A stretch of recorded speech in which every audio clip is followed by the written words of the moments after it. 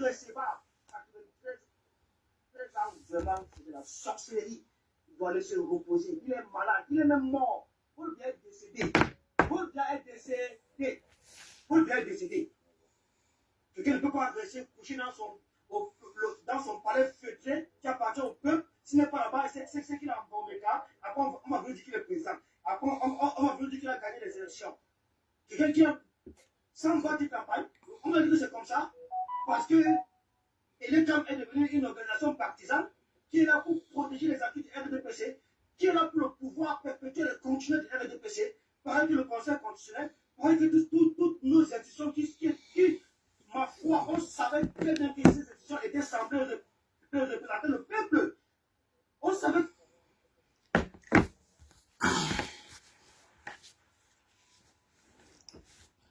Elle pleure de ça. Ça pleure partout dans le RDPC et la famille. Excusez-moi si ce n'est pas la caméra, je suis allongé. Je me couche. Demain matin, boulot. Botamossi, tu m'as appelé aujourd'hui pour une information. Toi-même, tu n'étais pas sûr, non? Pourtant, c'est toi le patron des infos. Voilà ça aujourd'hui. La stratégie. Camto le stratège. Il n'y a pas son deux, c'est le pape du droit. Tout a été clair, explicite. Nous avons vécu sur des situations énormes. Comment toutes ces personnes-là se sont accrochées derrière la candidature de son islam Moïse Kamto pour que ça ne passe pas.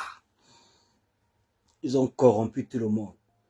Ils ont corrompu le Conseil constitutionnel. Ils ont corrompu l'ECAM. Même la sortie d'Atangandi aujourd'hui, c'était une manière de prévenir, encore une fois de plus, le Conseil constitutionnel et l'ECAM. Que ne tentez pas, il ne faut pas que ça passe.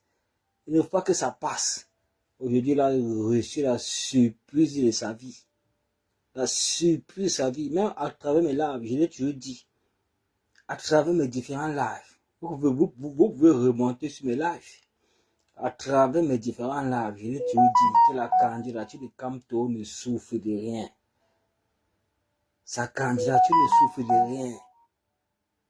Il peut utiliser autant de stratégies qu'il veut. Autant de raccourcis.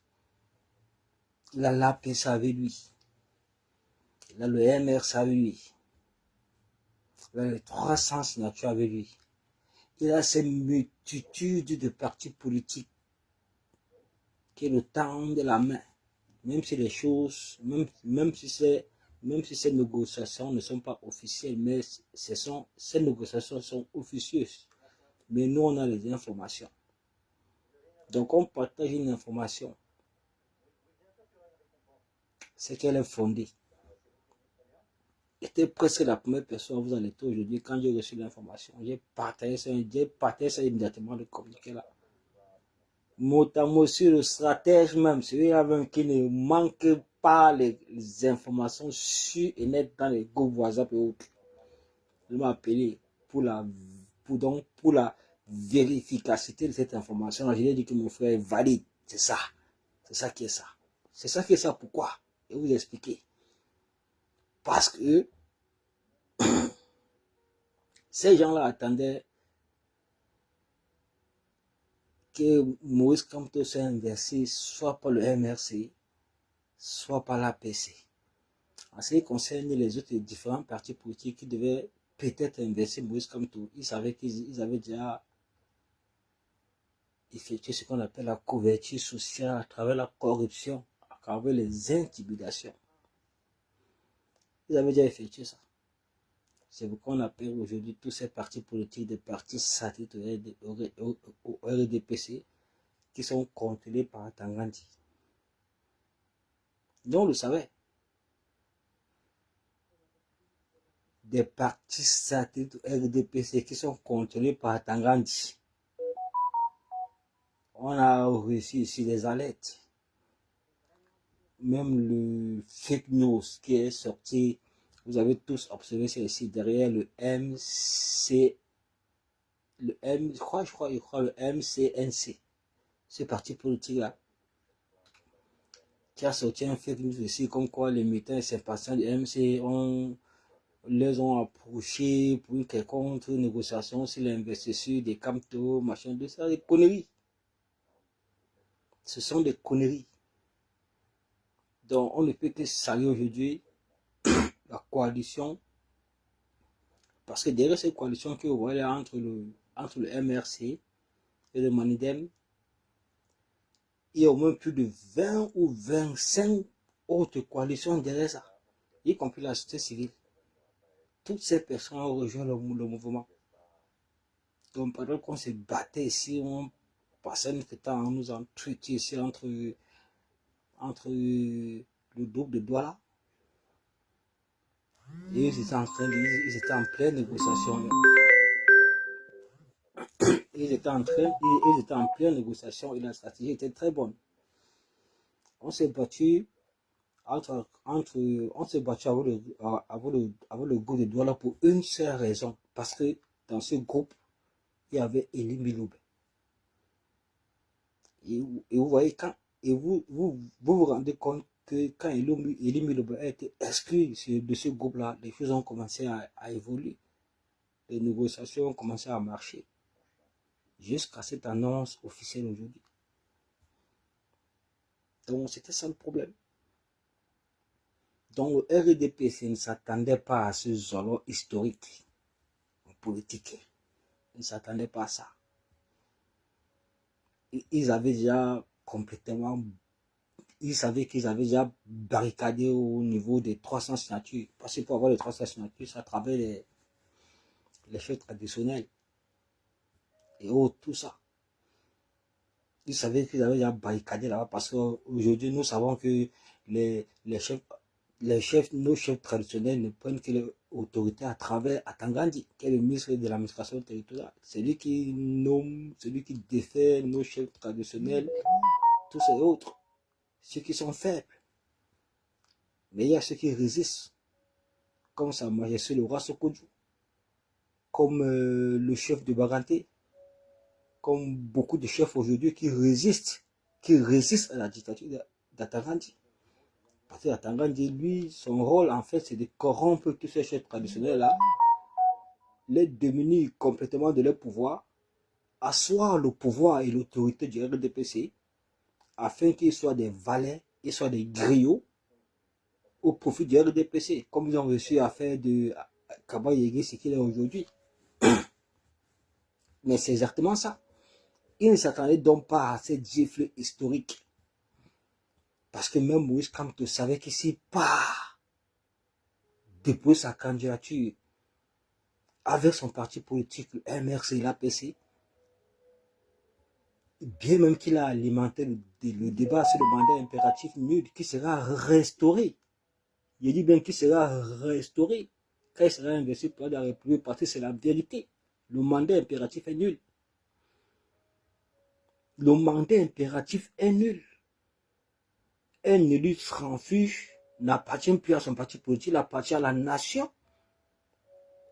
C'est ça qui est écrit dans la constitution de notre pays, de notre république. C'est ça, la loi. Mais nous savons que le RDPC ne respecte rien du tout. Il ne respecte ni les lois, ni les lois de la constitution. Il bafoue tout pour un seul homme, pour un seul homme et pour les pouvoirs suprêmes, perpétuels et continuels. Donc, la constitution sera modifiée pour que le mandat impératif ne puisse reprendre toute sa place et toute sa splendeur et toute sa vigueur. Mais Moïse Kamto savait que s'il partait avec ce concept-là, face à ces vautours, face à ces hors-la-loi, face à ces assassins, en fait, ce sont des assassins, en fait, ces gens-là. Ce sont des personnes qui aujourd'hui n'ont plus aucune compassion pour le peuple camerounais. Ils n'ont plus aucune compassion pour la nation tout entière. Ils ne pensent qu'à leurs intérêts. Ils ne pensent qu'à s'accrocher au pouvoir pour qu'en fin de compte, nous puissions rester toujours avec 46 000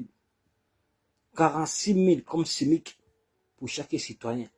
Comment un Camerounais constitué moralement, physiquement, intellectuellement peut vivre avec 46 000 comme SMIC le mois? Dans quel pays? Il y a que Cameroun que ça existe. Pourtant, en Afrique centrale, c'est le Cameroun, le pays le plus riche au monde. Mais les richesses ne sont pas partagées.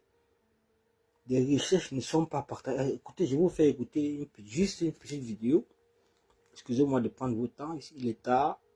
Mais je vais vous passer une petite vidéo qui explique exactement comment, ce que c'est que la politique au Cameroun, ce que c'est que cette histoire de tribalisme que les gens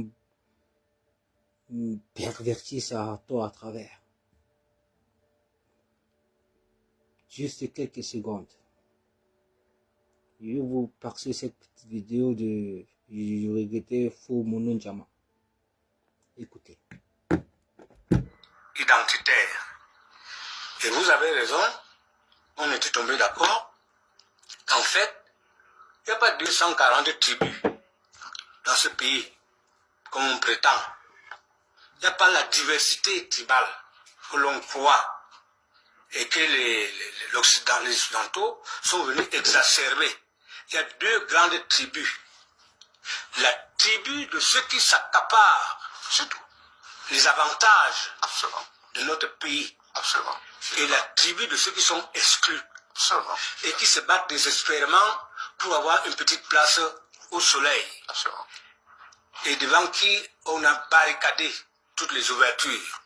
Donc il y a une poignée de citoyens camerounais qui sont emparés du pays. Absolument. Et qui le gèrent au gré de leurs intérêts. Absolument. En surveillant chirurgicalement les moindres interstices où quelqu'un d'autre voudrait passer. C'est clair. En les bloquant avec une eau cimentée pour que ça n'existe même pas, qu'il n'y ait pas de fissure. Donc, il y a les ayants droit du pays et les autres qui sont exclus du droit d'être. C'est que N'Djala s'est voilà. Comme ceux qui mangent et ceux qui ne mangent pas. Voilà. Parce que pour le vivre ensemble, ce n'est pas un problème. C'est un faux problème. C'est un faux problème que les experts de la Banque mondiale, de l'UNESCO ont concordé pour nous faire perdre le temps ici. On n'a pas de problème de vivre ensemble. Non, je suis d'accord. Il y a 40 ans, 80 ans, les Bamileke montaient à Yaoundé, les Yaoundés montaient au nord, et vice-versa, les gens vivaient, ils se mariaient. Bien sûr. Ils se nouaient d'amitié et se donnaient des noms les uns aux autres, à leurs enfants. C'est ça qu'on appelle vivre ensemble. Il n'y a pas un problème de vivre ensemble. Dans les quartiers, il n'y a pas de problème de vivre ensemble. Vivre ensemble n'est même pas une problématique. Parce que même les chiens vivent ensemble. Les chiens, je les vois se promener dans la rue. Ils vivent ensemble. Le soir, ils vont se coucher. Le matin, ils se lèvent encore, les chiens. Et ils vivent ensemble, ils marchent ensemble. Sauf lorsqu'on leur jette un morceau de viande. À ce moment-là, tu ne reconnais plus les deux amis. La caninité s'arrête là. Comme chez nous, l'humanité s'arrête lorsqu'il y a le partage d'avantages. Ce qu'il y a, la pomme de discorde, c'est le moment de la répartition des avantages. Et c'est là où naît les néofascistes. C'est là que naît maintenant le problème de vivre ensemble. Le tribalisme. À vrai dire. Les néofascismes est né. Voilà, vous avez tout compris, vous avez tout compris. Ici, vous avez passé le feu, professeur Monon Jama. Vous le connaissez très bien. Il a été chaud, clair dans ses déclarations, clair dans ses sorties, qui va pour l'intérêt de la nation. La famille écrivait tous comme tout président ici, là, dis donc. Écrivez ça, comme tout président. Écrivez ça, comme tout président, dormant avec ça. Comme tout président.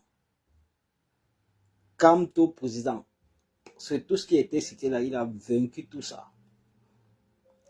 Ça n'a pas été facile, ça a été un combat de longue haleine.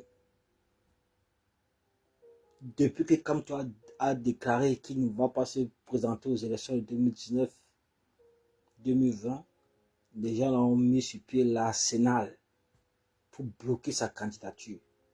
Je dis bien pour bloquer sa candidature. Vous avez observé ici par quoi il est passé, par toutes les stratégies. Les intimidations et autres, tout ça marche, tout ça. Les violations des textes et lois, de la constitution, les lois électorales et tout ça. Il s'est battu. Il a même organisé ce débat sur le mandat impératif pour inscrire le peuple camerounais. Je dis bien pour nous inscrire, pour que nous ayons au moins une connaissance aujourd'hui de notre constitution.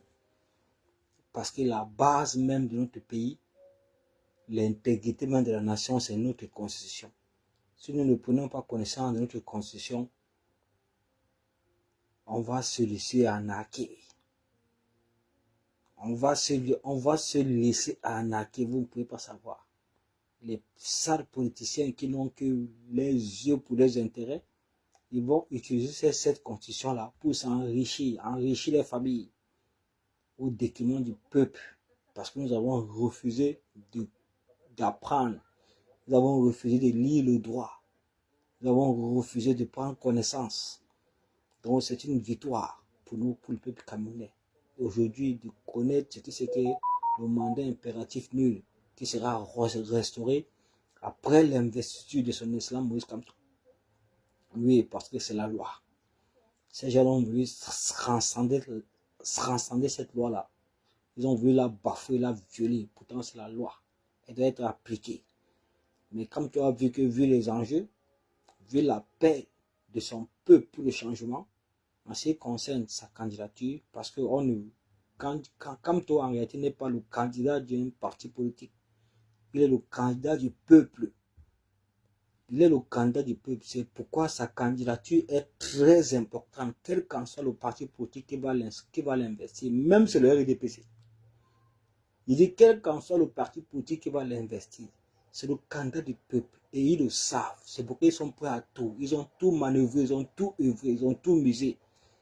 Ils ont utilisé l'argent de l'État issu du contribuable camerounais pour corrompre nos institutions de la République qui en principe devaient être des institutions indépendantes au service du peuple et non au service d'un parti politique et non au service d'un homme pour faire perdurer son pouvoir.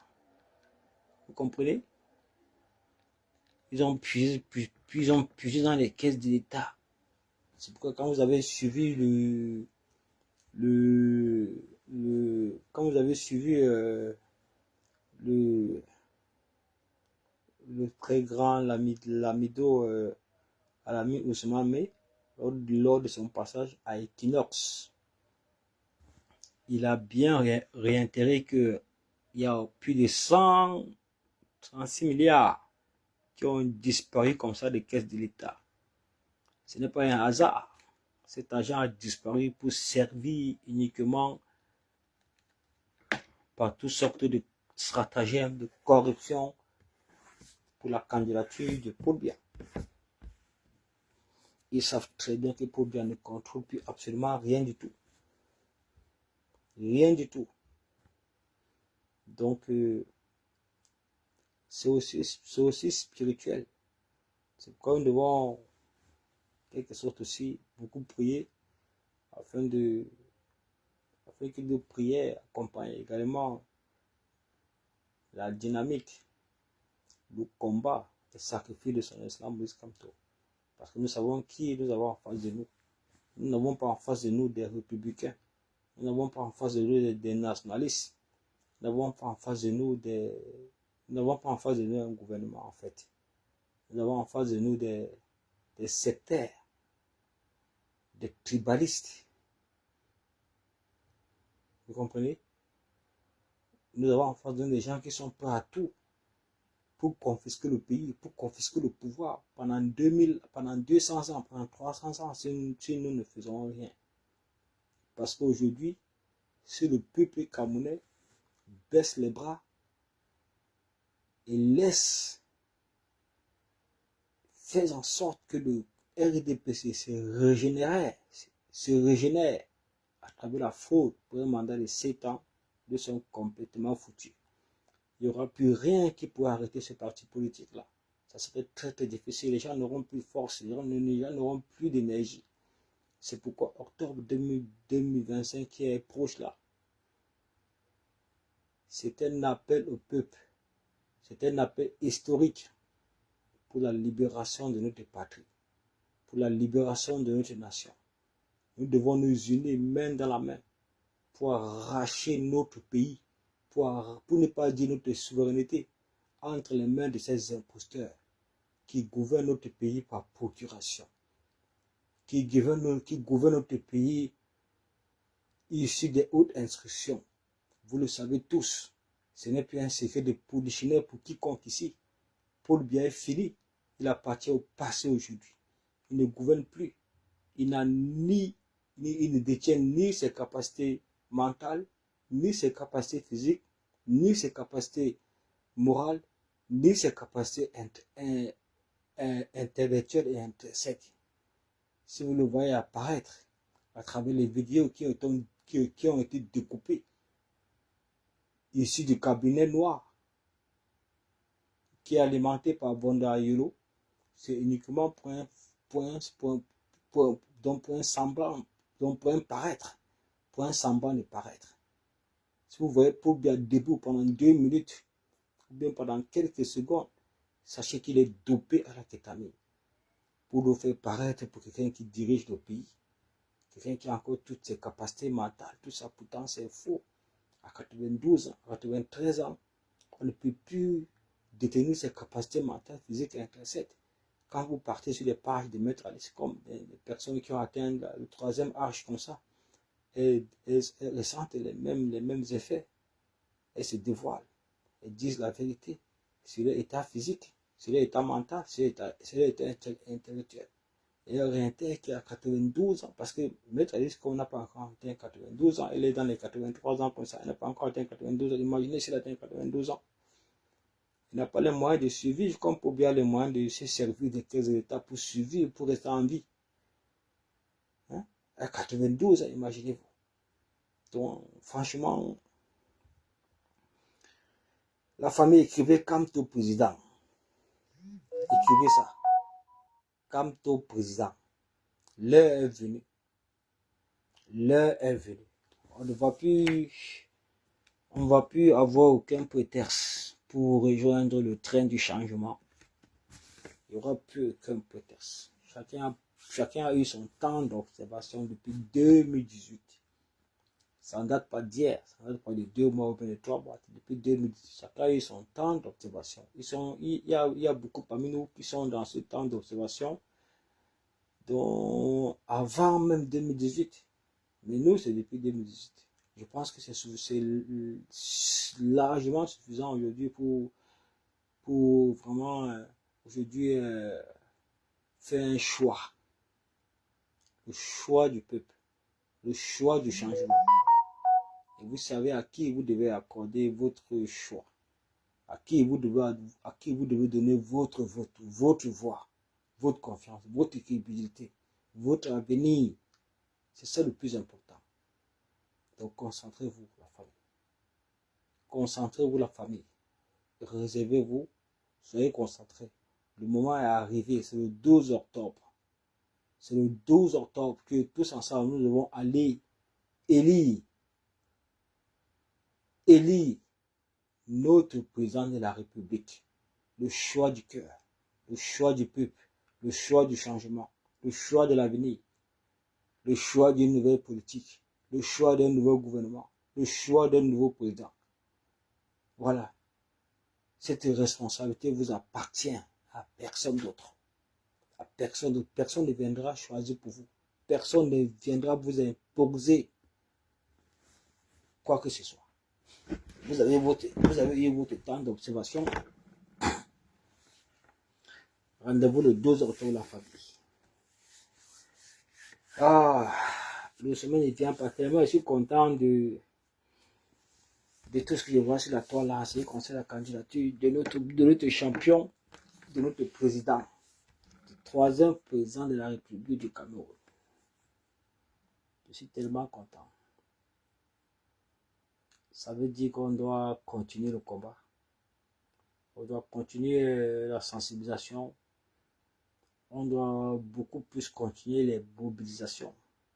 Oui, parce que étant mobilisés, nous sommes beaucoup plus forts. Nous sommes beaucoup plus unis.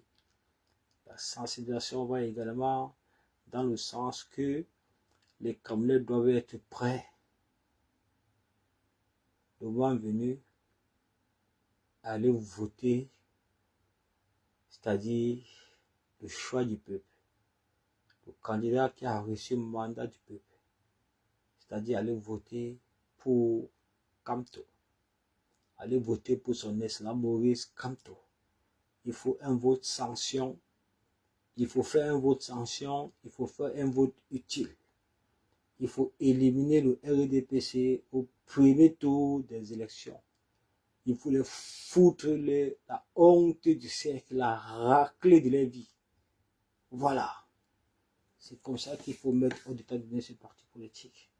Il est responsable. Toutes ces personnes-là qui ont passé leur temps dans ce pouvoir, à piller les caisses de l'État, à se servir des contribuables camerounais pour s'enrichir, enrichir également les familles, et rendront compte. On ne laissera pas ça. On ne peut pas cautionner 43 ans de médiocrité, 43 ans de sous-développement, 43 ans de précarité. On ne peut pas laisser ça passer comme ça. Les gens obligatoirement rendront compte. Ils rendront compte. C'est sûr, ils rendront compte. C'est pourquoi ils ont peur de rendre compte. Ils ont peur de déposer le bilan de 43 ans d'échec, 43 ans de bilan calamiteux. Ils ont peur de déposer ce bilan-là. C'est pourquoi ils sont obligés d'utiliser toutes les stratagèmes pour s'accrocher au pouvoir. Parce qu'ils fuient le bilan de 43 ans. Ils fuient le bilan de 43 ans. Ils fuient ce bilan-là. Mais le peuple qui est souverain va leur rappeler que le pouvoir appartient uniquement au peuple. Voilà la famille. Je ne voulais pas prendre votre temps. Je voulais seulement vous dire de rester concentré, de rester mobilisé. Je voulais aussi vous rappeler que je vous ai dit plusieurs fois ici de ne pas vous inquiéter, que la candidature de son excellent Maurice Kamto ne souffre de rien.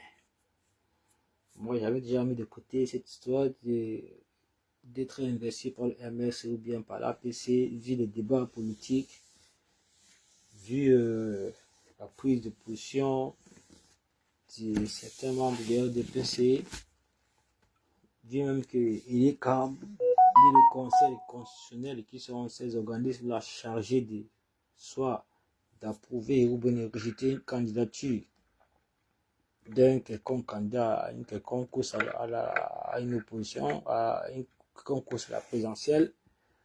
Oui, mais qu'au-delà de ça, ce sont les ministres qui n'ont aucun statut en ce qui concerne cette juridiction-là.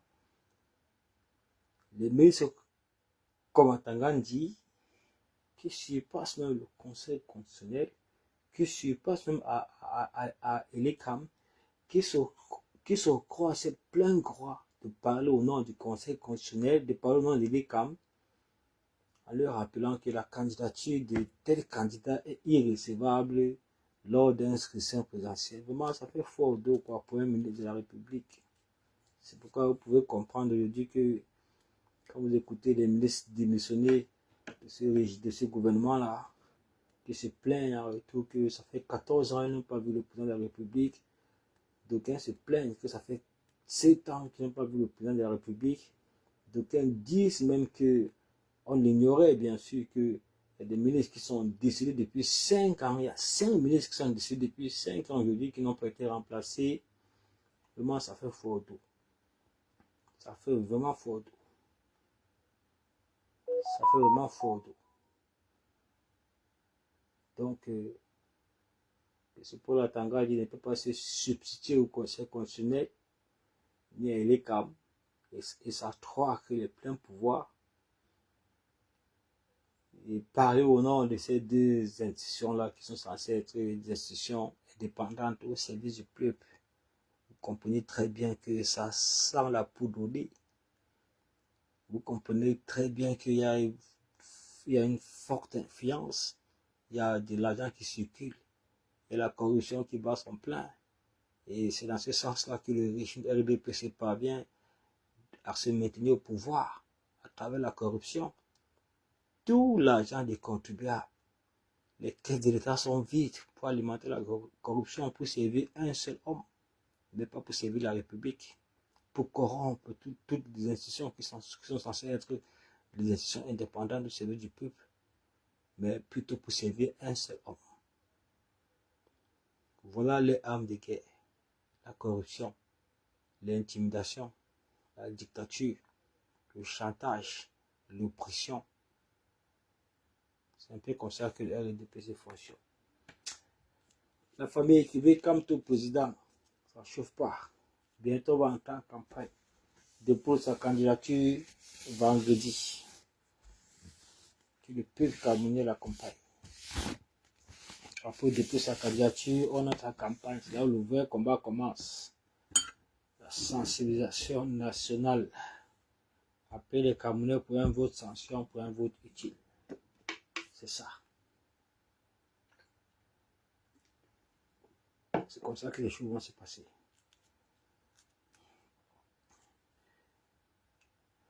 Vous ne posez pas de questions à la famille. Posez vos questions et vous répondez. Non, je ne dors pas. J'ai encore peut-être 5-10 minutes avec vous. Écrivez comme tout président. Comme tout président, écrivez ça. Tous les adeptes du changement. Tous les adeptes du changement. Toutes ces personnes-là qui croient à son excellence Moïse Kamto, qui croient à son programme politique, qui croient à un nouveau Cameroun, qui croient à une nouvelle république, à une nouvelle démocratie. Écrivez Kamto président. Écrivez Kamto président.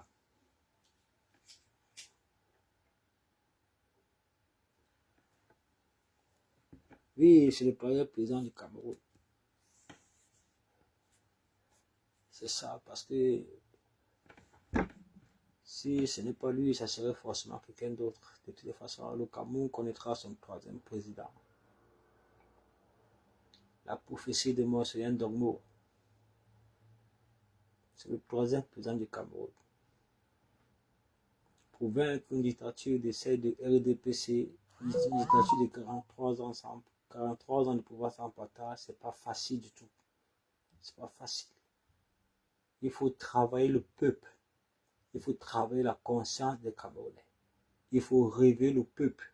Il faut sortir le peuple de sa torpeur, de son ignorance. Il faut enseigner le peuple. Il faut conscientiser le peuple. Il faut préparer le peuple. Et c'est ce que Moïse Kamto a réussi à faire. Bravo à lui. Bravo à cet homme d'État. Bravo à son courage. Bravo à son humilité. Bravo à son amour pour la patrie. Moïse Kamto, troisième président de la République du Cameroun, ça ne chauffe pas. Écrivez ça.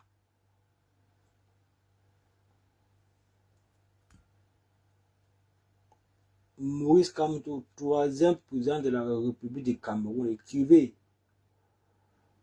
Écrivez et partagez le live. Partagez le live même pour ceux qui vont se connecter demain matin. Moïse Kamto, troisième président de la République du Cameroun. Écrivez ça avant de dormir, s'il vous plaît. Méditez sur ça. Quand vous faites vos prières, priez également pour le Cameroun. Priez pour le changement au Cameroun. Priez pour l'accompagner dans son combat, dans ses sacrifices. Priez l'Éternel Dieu Tout-Puissant afin que l'Éternel accorde sa grâce, l'accorde ses bénédictions, lui donne la force, lui donne l'énergie de rassembler davantage autant de Camerounais pour le changement, tant escompté par le peuple du changement. Les Camerounais crient au changement. Les Camerounais crient à un référendum. Les Camerounais appellent à l'alternance. C'est inévitable cette alternance-là. Si le RDPC n'a pas préparé, comment je peux appeler ça? Si le RDPC n'a pas préparé les candidatures, parce qu'à un moment donné, quand vous suivez les xénofascistes comme les gens Famen Dongo, vous suivez les conservateurs comme les Gego-Ona, vous vous rendez compte qu'ils ont complètement pris Paul Biya pour un mythe, pour quelqu'un qui est éternel, quelqu'un qui ne peut pas mourir, qui ne peut pas décéder, qui ne peut pas céder la place. C'est pourquoi il y a toute cette cacophonie aujourd'hui que vous observez qui se passe au sein du RDPC même. Depuis 2016, le RDPC n'a pas fait de congrès pour renouveler les statuts, pour élire un nouveau président. Ils sont en Comores, ils sont en toute violation de leurs propres lois et tests de leurs propres partis politiques. C'est pourquoi vous allez voir aujourd'hui ressurgir Léon Taylor Onana, qui leur rappelle ça.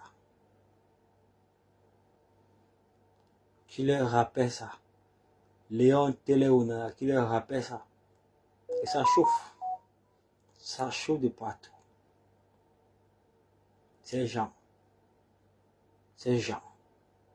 qui ont passé 43 ans à brûler le peuple camerounais, à aliéner les Camerounais, à dire que la politique au via les vieux au quartier. Pourtant, ces vieux-là sont censés, leur responsabilité, mais c'est d'enseigner la politique, c'est d'enseigner les lois de la Constitution pour vivre le peuple camerounais, pour l'avenir de la nation, pour les lendemains meilleurs, parce qu'eux, ils vont passer. C'est la jeunesse qui prendra le relais. On ne peut pas laisser ce pays-là être dirigé par des vieillards continuellement, successivement. Des vieillards. Un clan, toute une équipe qui ont abruti, qui ont fissuré le tissu social de notre pays. Le tissu social a été fissuré, vous vous rendez compte? Le tissu social de la nation a été fissuré complètement par leur stupidité modèle de gouvernance, les divisions et autres, les égocentrismes et tout ça, les immaturités, les médiocrités au sein de nos institutions de la République. C'est du n'importe quoi. Avec eux, tout se fait au faciès. Je dis bien qu'avec eux, tout se fait au faciès. Au faciès.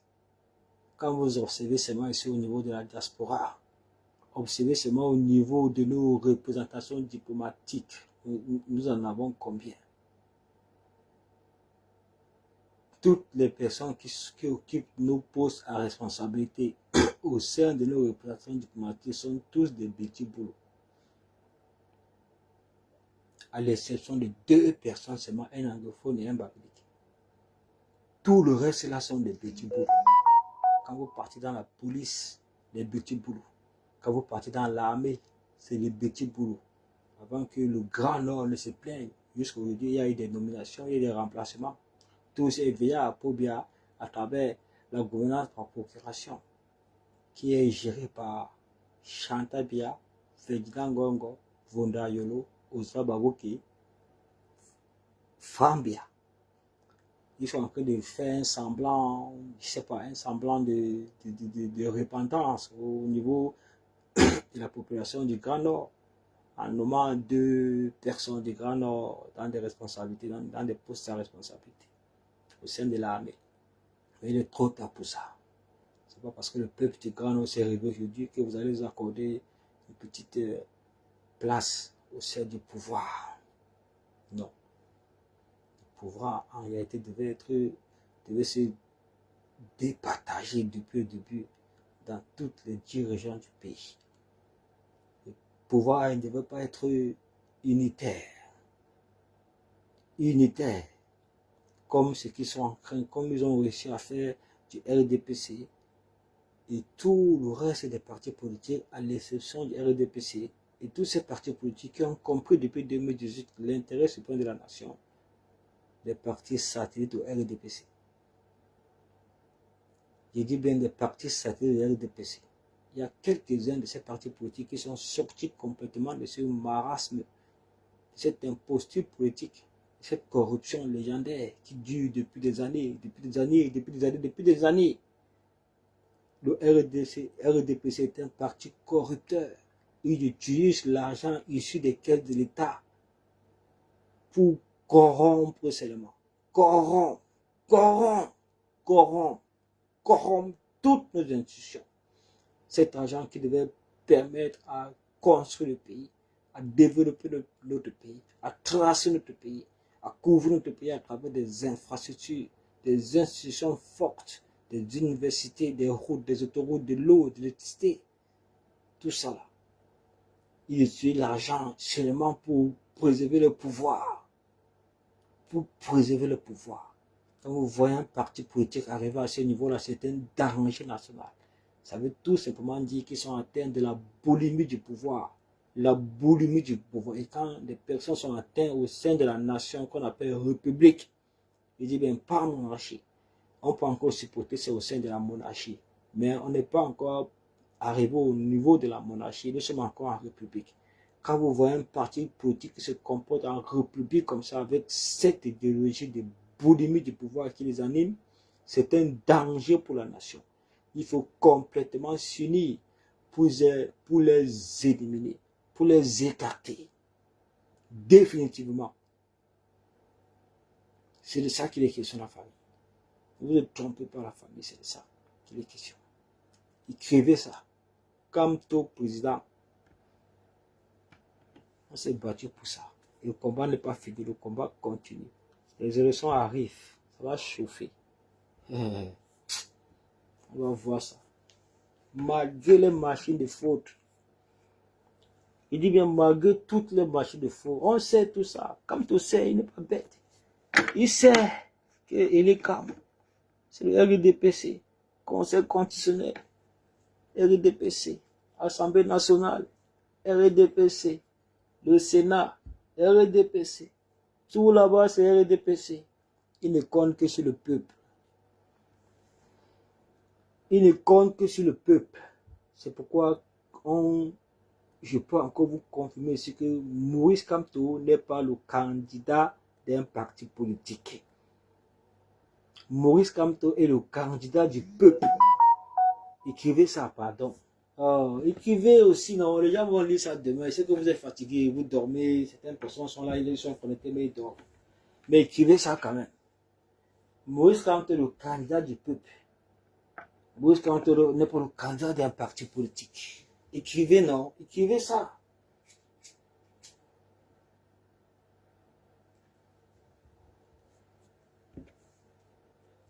Maurice Kamto est le candidat du peuple.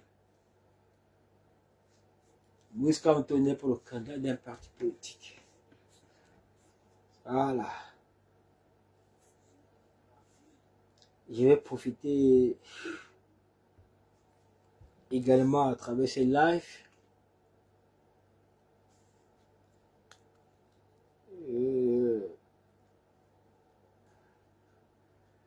pour m'adresser aux camarades combattants Anissa Ekane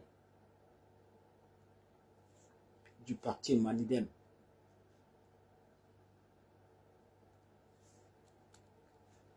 Ici là, je peux reconnaître que pendant cette guerre, quand on a vu apparaître l'alliance,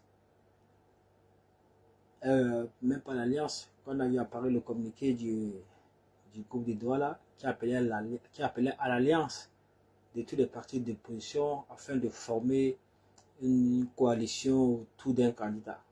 On a tous vu ça ici.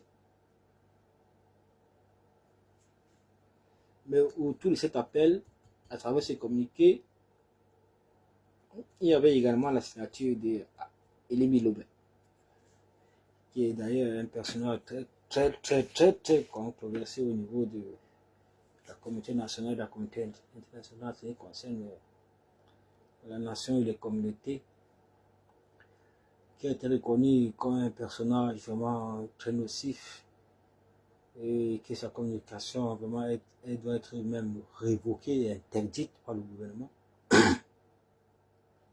Parce que le tribalisme en général ne se vit pas au sein des communautés, au sein de la population. Le tribalisme se vit uniquement au sein du pouvoir.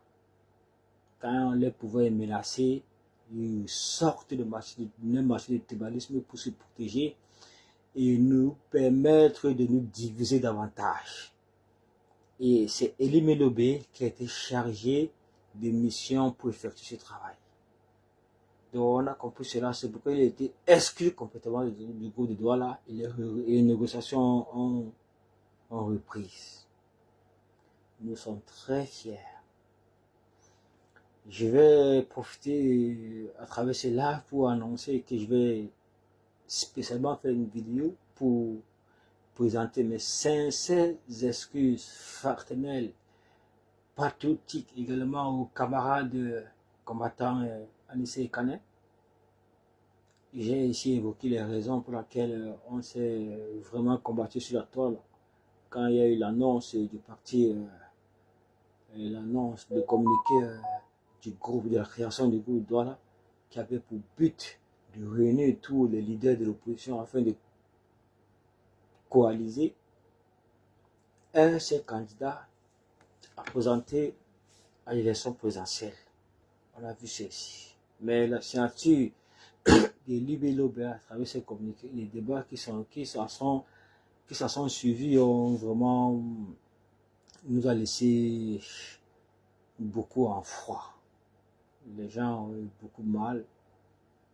Les gens sont interrogés, les gens se sont posé beaucoup de questions. Mais avec ce qui s'est passé aujourd'hui, on se rend compte que le parti Manidem garde toujours l'âme immortelle de l'UPC. C'est ça qu'il faut retenir. L'âme immortelle de l'UPC. C'est ça qu'il faut retenir, la famille. C'est ça qu'il faut retenir. Attendez, hein, ne quittez pas. Vous savez, moi j'aime toujours parler avec les preuves. J'aime toujours parler avec les preuves. J'aime pas... Je ne suis pas un spéculateur en fait. J'ai partagé un petit passage dans une vidéo du camarade Ansé Kani. Je vous fais écouter cette vidéo de quelques secondes seulement pour que vous compreniez un peu la moralité. Vous comprenez vraiment que ce monsieur, pendant qu'il y avait toutes ces guéguerres là entre le groupe de Douala et les militaires sympathisants du changement, vous devez comprendre à travers cette vidéo que ce monsieur là, les négociations, les tractations s'opéraient tranquillement. Donc on peut féliciter leur courage, leur détermination.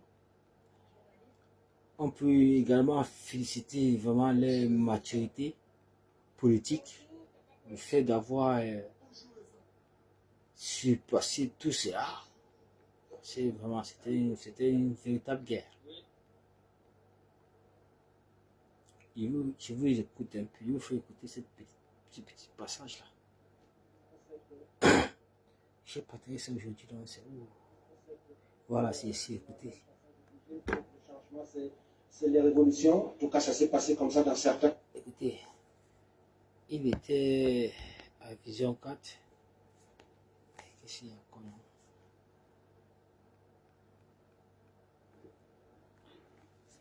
Attendez.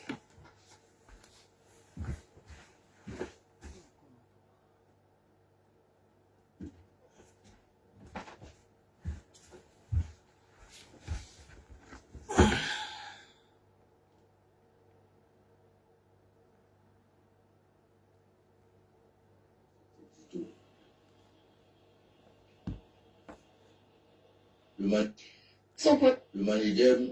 On sait que généralement le passage obligé pour le changement, c'est les révolutions. En tout cas, ça s'est passé comme ça dans certains autres pays, dans certains autres cas. Mais si la révolution doit conduire des autres au sacrifice, aux pertes en vie humaine, qu'est-ce que vous suggérez, vous, en tant que président de parti politique? Alors, j'avais des frissons. Ça, c'est Ansé Ekani qui s'exprime. Écoutez, il est à la chaîne Vision 4. Écoutez ce qu'il a dit jusqu'à la fin, c'est quelques secondes. J'écoutais cet édito. Le Manidem, idéologiquement, n'est pas poche. Bien merci. Mais c'est un réquisitoire grossier que je viens d'entendre là. Si c'est la ligne éditoriale de Vision 4,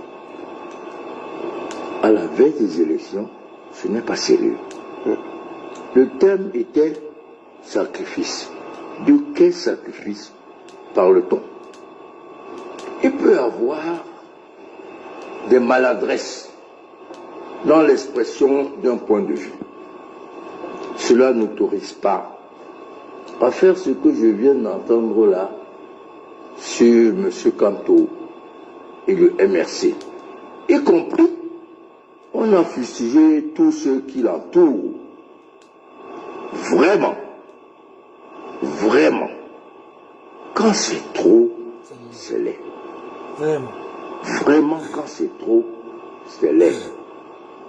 Vous savez, ce qu'il faut aujourd'hui dans notre pays, c'est apaiser le pays, apaiser les tensions, réconcilier les Camerounais,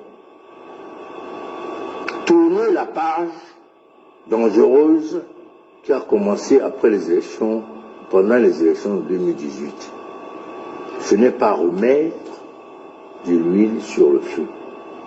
Et ce genre d'édito remet de l'huile sur le feu. J'espère que la direction de Vision 4 va rectifier sérieusement cet édito qui, à la limite, ne sert même pas Vision 4.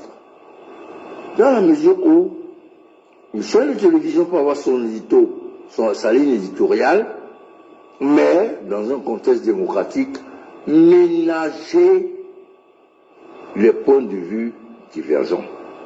Voilà la première chose. Et cette remarque, je crois qu'elle est sérieuse et je suis outré. Je vous le dis. D'accord. Alors, on sait que généralement le passage obligé pour... Vous avez écouté le grand professeur Anissé Kani lors de son passage en Vision 4. Ah, il a été clair. Il a rappelé en Vision 4 d'arrêter avec ces discours partisans là. D'arrêter avec les avertis, son islam Moïse Kamto. D'arrêter. Pendant ce temps, les tractations s'opéraient en silence, tranquillement, jusqu'à l'annonce aujourd'hui de l'investiture de son islam Moïse Kamto par le parti Mandem. Voilà. Donc, on peut être fier de nous. On sait que notre champion sera candidat. Non seulement qu'il sera candidat, il sera également investi président par la volonté du peuple, par les suffrages du peuple, par les votes du peuple. Il sera investi candidat. C'est notre souhait à tous. Pourquoi? Parce que nous voulons le changement. C'est clair aujourd'hui qu'après 43 ans de pouvoir sans partage, le RDPC a complètement échoué. Il dit bien échoué dans son programme. Échoué complètement sur tous les objectifs de la République. Il n'y a pas de débat là-dessus. Programme calamiteux. Franchement. Et ils le savent. Ils le savent très bien. C'est pourquoi ils ont peur de rendre le bilan. Ils ont peur de rendre compte au peuple du bilan de 43 ans de pouvoir sans partage. Ils ont peur de ça. Ils vont tous fuir le pays. Comme vous les voyez, ils vont tous fuir. Ils vont tous fuir. Sauf ceux qui n'ont pas vraiment détourné. Parce que dans ce gouvernement, au sein de ce gouvernement-là, il y a des personnes qui s'en fichent pas mal de la nation, de la population, des intérêts de la nation, des intérêts même de la République. Ils s'en fichent, ils pillent, ils volent, ils pillent, ils volent, ils s'enrichissent. Ils enrichissent leurs familles, tout ça. Ils placent les familles dans les postes à responsabilité, les postes à pouvoir. Comprenez un peu? Ils ont peur de présenter le bilan des 43 ans. Parce qu'il faut vraiment présenter le bilan, hein. Attention, hein. Il faut présenter le bilan.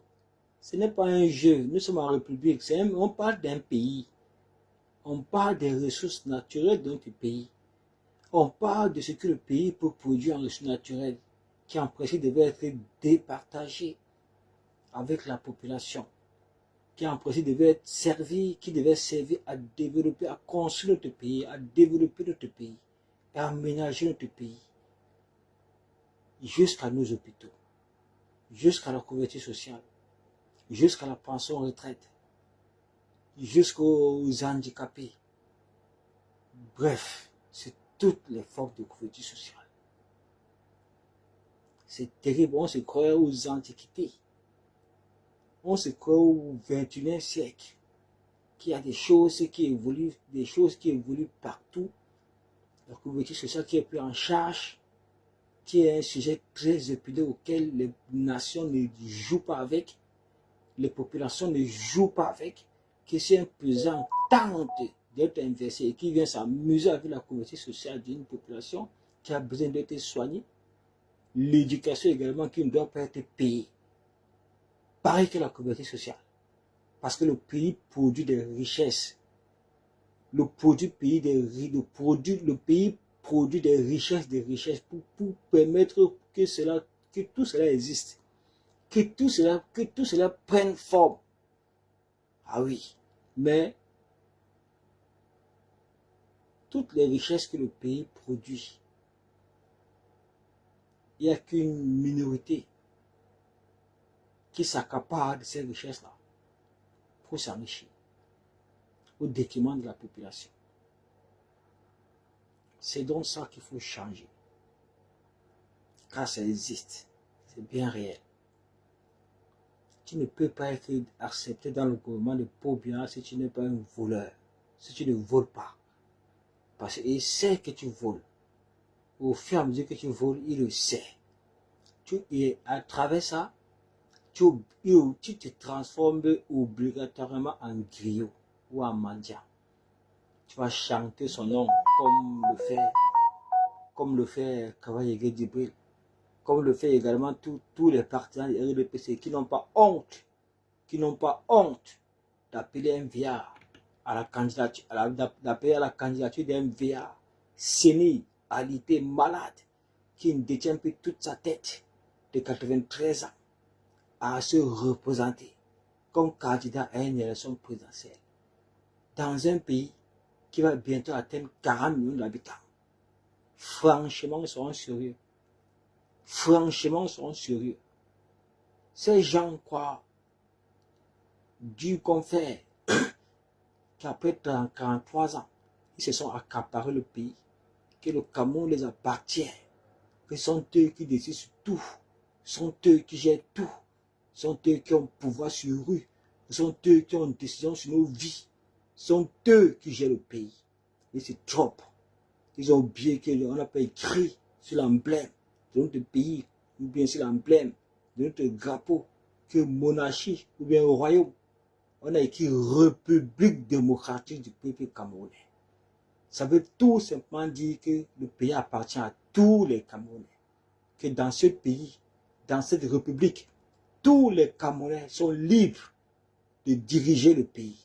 Tous les Camerounais sont libres d'être présidents de la République du Cameroun et non de la République des États, et non de la République du Sud, et non de la République du Centre.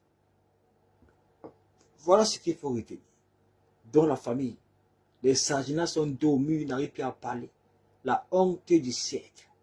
Le mandat impératif nul les a coué le bec. On les a instruits avec ça. On les a instruits, ils ne savent même pas qu'on les a instruits, on les a ouvert les cerveaux. Moi-même, personnellement, je ne savais pas ce que voulait dire le mandat impératif nul. Je ne savais pas ce que voulait dire l'article 80, alinéa 1 de la Constitution. Je ne savais pas ce que voulait dire l'article 121, alinéa 1 ou bien l'article 131, alinéa 3 de la Constitution. Tous ces articles-là, c'est à travers ce débat sur le mandat impératif nul que j'ai commencé à consulter la Constitution, à lire maintenant, à m'instruire. J'ai compris beaucoup de choses. Que Paul Biya au pouvoir, que si Paul Biya a 43 ans de pouvoir aujourd'hui sans partage, c'est grâce à toutes sortes de violations de la Constitution, de nos lois républicaines. Donc, ces Sarginats-là doivent dire merci au président Kamto parce qu'on les a éduqués. Il les a enseignés, il les a inscrits à travers le mandat impératif nul qui a permis à beaucoup de Camerounais, y compris ces Sarginats, à aller lire la constitution de leur pays. Moi également, je suis allé lire la constitution de mon pays à travers ce débat sur le mandat impératif nul là. Je suis allé lire. Et à travers ma lecture, j'ai compris que si Paul Biya est là aujourd'hui, 43 ans de pouvoir sans partage, c'est grâce à toutes sortes de violations de nos lois, de la Constitution et de nos textes. C'est grâce à ça. C'est pourquoi, vous pouvez comprendre, lors de son investiture, après qu'il ait fait 10 ans, il a senti le pouvoir le sucrer. Il a tué sa femme.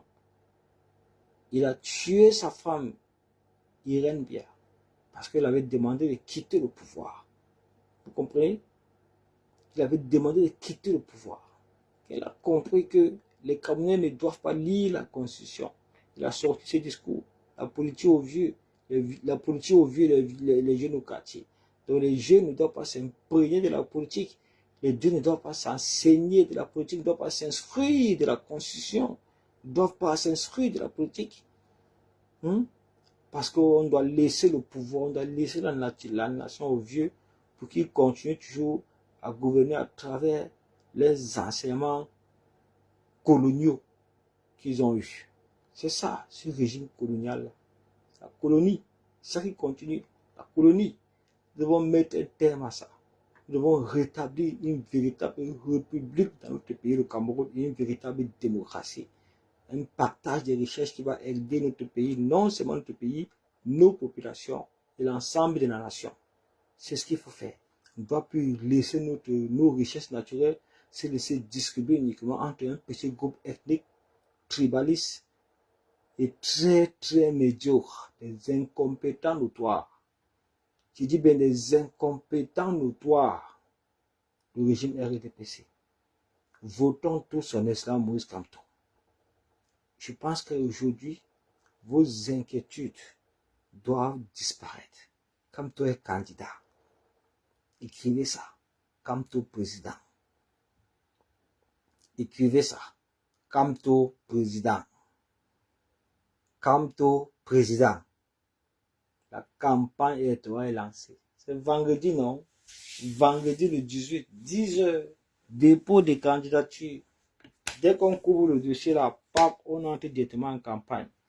Oh, on va envahir tout le monde entier.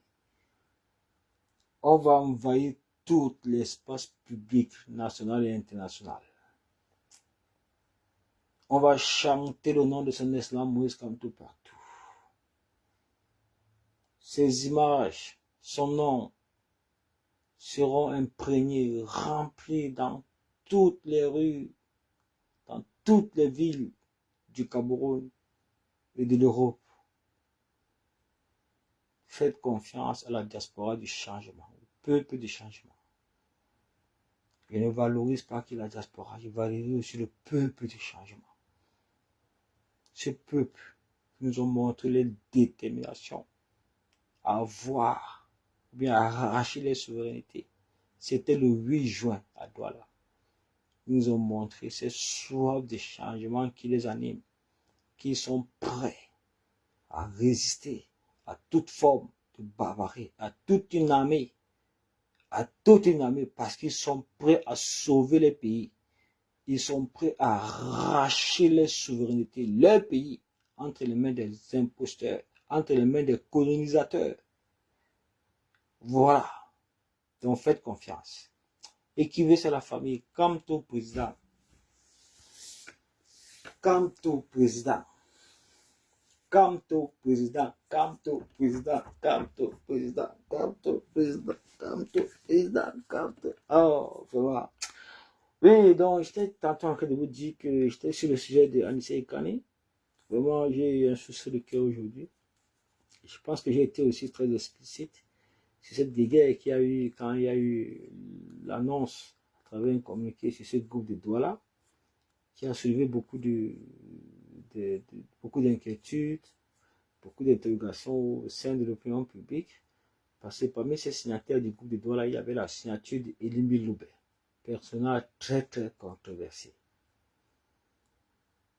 Bon, aujourd'hui, on comprend la maturité, comment de ce parti politique là, dénommé le Manidem, vu que malgré nos guerres, il y avait des accords, des traités, des négociations qui se passaient en Soudine. Malgré tout ce qui s'est passé, vraiment, on peut saluer vraiment leur maturité. on peut saluer vraiment les maturités. Donc, je vais à travers cette vidéo, vraiment, vous annoncer que je vais préparer une vidéo spéciale pour non seulement de m'adresser au camarade combattant Anissé Kani, monsieur Anissé Kani, lui demander également des excuses sincères et l'encourager pour sa prise de conscience, pour son dynamisme, pour ce travail-là qu'il a mis sur pied, qui au final a pris forme. Parce qu'on doit comprendre que quand on a lu le communiqué d'Anissé Kani, son principal objectif était de rassembler tous les partis politiques, de former maintenant une coalition afin de déposer un candidat unique pour qui ira affronter le RDPC. Bon, vous savez très bien que vous savez vraiment dans ce pays qui fait réellement la politique.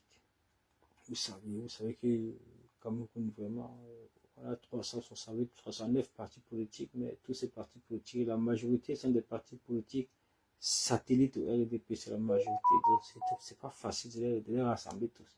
C'est pas facile. C'est pas facile. Donc, comme nous avons nos candidats du peuple, parce que Kamto n'est pas le candidat d'un parti politique, en fait. C'est ça qu'il faut retenir. C'est ça qu'il faut mettre en lumière et en mémoire. Kamto, je le répète, n'est pas le candidat d'un parti politique. C'est ça la nuance. C'est ça l'entre parenthèse. C'est ça qu'il faut retenir. Kamto n'est pas le candidat d'un parti politique. Kamto est le candidat du peuple. Kamto est le choix du peuple. Kamto est le candidat du peuple. Donc nous devons voter pour lui. Parce qu'il est le candidat du peuple, il est le choix du peuple et il a reçu mandat du peuple. Voilà. La famille ne s'en chauffe pas. Kamto président. Kamto président. Tu vois le Gouar, Jules Chaïka. Vous avez dit que le pays vous appartenait, non? Jules Chaïka. Tribaliste de toi depuis 2018. Des sardinats effrontés. Qui ont cru qu'ils vont essayer, qu'ils vont ramener les histoires de tribalisme, le tribalisme qu'ils ont réussi à amener en 2018 pour diviser les Camerounais, diviser l'opposition. Ils ont cru qu'ils vont ramener ça en 2025 et que ça va marcher. Ils ont vu comment on a tué ça dans l'œuf. On a tué ça dans l'œuf. On les a rappelé que le tribalisme, ça ne se passe pas au sein des populations ni au sein des communautés. Le tribalisme est uniquement perpétré au sein du pouvoir, surtout quand le pouvoir du RDP est menacé. Quand ils sentent le pouvoir menacé, ils éjectent les machines de tribalisme au sein de l'opinion publique avec les agents comme les Libilobé, comme les Jules Chaïkan. Ils injectent ça partout et puis ça se répand un peu partout à travers les réseaux sociaux. Ils ont essayé ça. Vous avez vu comment ils ont essayé de ramener ça. On a botté ça en touche. Personne ne s'intéresse. Ne vous intéressez pas à ça, la famille. C'est la distraction puérile. C'est la distraction puérile. Sans issue. On se concentre pour le changement. C'est le bilan du RDPC qu'on doit beaucoup plus viser, qu'on doit les imposer, qui nous présente le bilan. Et ce bilan est calamiteux. Ce bilan est désastreux. Conclusion, ils doivent quitter le pouvoir. Conclusion, le RDPC doit quitter le pouvoir. Ça n'échauffe pas. Voilà. C'était ça. La famille, moi, vous savez que je ne suis pas moi un homme qui est compliqué. Ne dites pas que je vous ai trop retenu ce soir. Je veux quand même vous souhaiter bonne nuit dans la paix de la Renaissance. Bonne nuit spéciale. Je dis bien dans la paix de la Renaissance. Écoutez ça avant de dormir. Vous allez bien dormir. Comme tout président. Écrivez dans la paix de la Renaissance. Allez, bonne nuit. Ciao, ciao. Allez. Des vallées, des boulevards, au château de la Damawa, des bambous tous aux images sur le charbédieux. Et toute cette terre qui gronde, son espérance profonde, c'est le souffle de la renaissance du Cameroun. Les sources de Nanga, les torrents de la Sanaga, les ravines seigneuries par les flots du Bouri. Ce flot de réjouissance, c'est la nouvelle naissance, c'est le souffle de la renaissance du Cameroun.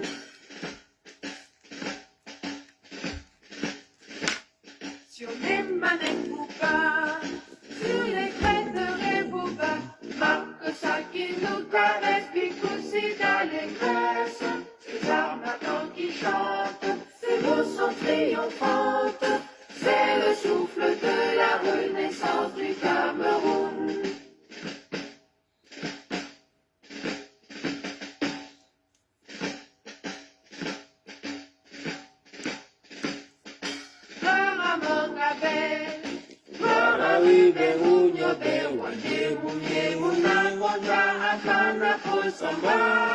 Lumière de la nation, éclaire nos cœurs de lion, c'est le souffle de la renaissance du Cameroun. Le Kousseri à Batouri, de Bakassi à Kéossi, unis par le précieux ruban des noces de Fumba. La nuit précède le jour, sur les sillons de la renaissance du Cameroun.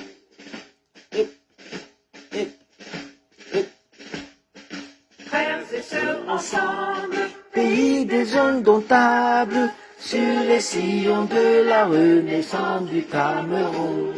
Frères et sœurs ensemble, prenons-le vivre ensemble, sur les sillons de la renaissance du Cameroun. Afrique de tes ancêtres, que non détourne mon être, je m'engage sur les sillons de ta renaissance. Afrique en miniature, pour ta progéniture, je m'engage sur les sillons de ta renaissance. Sur les sillons de la renaissance du Cameroun, je m'engage sur les sillons de ta renaissance. La patrie ou la mort, la famille, nous vaincrons. Merci. Ciao, ciao, bonne nuit. C'était Port de l'Ouest, Olivier Tchana, commandant en chef adjoint de la base.